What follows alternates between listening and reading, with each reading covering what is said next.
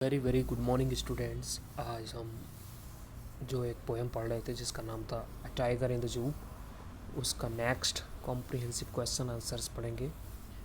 और comprehensive questions में आपको स्टेंजा वाइज पढ़ना होता है और उसके नीचे जो क्वेश्चंस लिखे होते हैं उनको आंसर देना होता है। ये आपको 4 नंबर में पूछा जाता है और अगर आप इसको सही से करते हैं तो पूरे नंबर आपको 4 नंबर इसमें मिल सकते हैं। इसको बड़े ध्यान से आप देखेंगे। सबसे पहले हम स्टैंजा को पढ़ेंगे, पोएम को पढ़ेंगे। देखिए, but he locked in a concrete cell. देखिए, ही ये टाइगर के लिए यूज़ किया जा रहा है। ये आप देख रहे होंगे, ये टाइगर के लिए यूज़ किया जा रहा है। लॉक्ड, लॉक्ड मीन्स आप जानते हैं, उसको ताले में बंद कर दिया जाता है। In a concrete cell. Concrete, concrete का मतलब है सीमेंट, रेत और पत्थर से जो बनकर जो बनी होती है उसको कंक्रीट बोलते हैं। और सेल मीन्स होता है कोठरी या पिंजड़ा कह सकते हैं आप लोग, है ना। तो उसको एक सीमेंटेड जो पिंजड़ा होता है उसमें बंद कर दिया जाता है। His strength behind wars. Strength means होता है ताकत, और उसकी जो ताकत है बिहाइंड वार्स, उसको जो जेल होती है, जो पिंजड़ा होता है, उसके पीछे बंद कर दिया जाता है।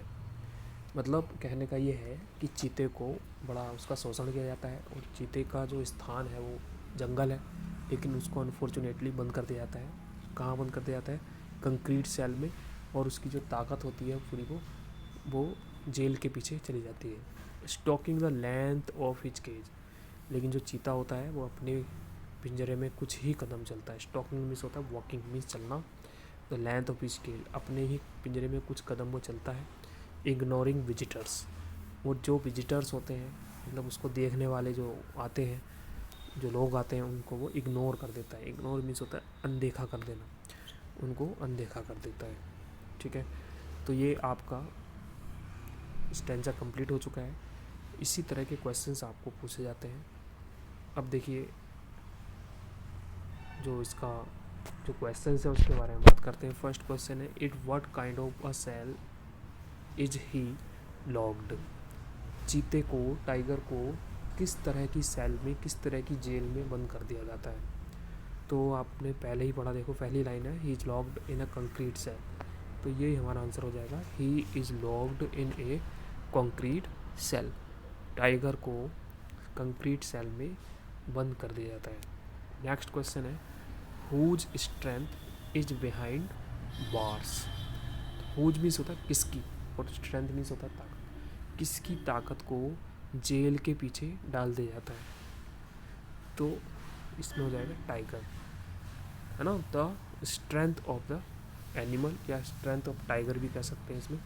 The strength of tiger is behind bars. तो इस तरह से करके हम इसको लिख सकते हैं।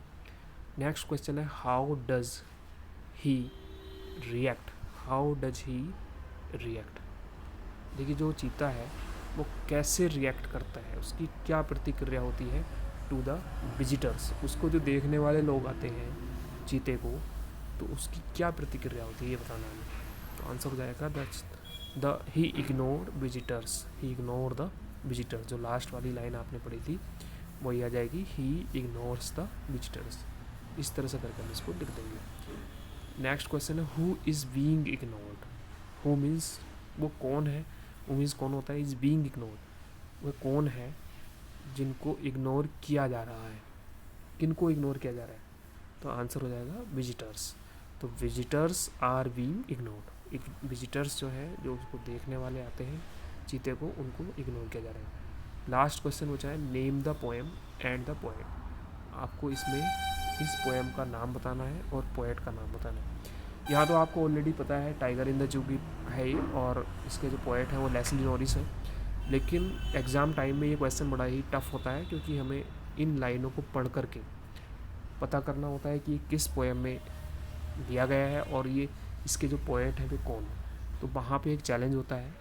फिर भी आप इनकी, अगर आपको पोएम के जो स्टैंजा है उनका अगर अर्थ आता है, मीनिंग पता है, तो आप बड़े आसानी से उसको पहचान सकते हैं कि ये किस पोएम का है और इसके पोएट कौन है।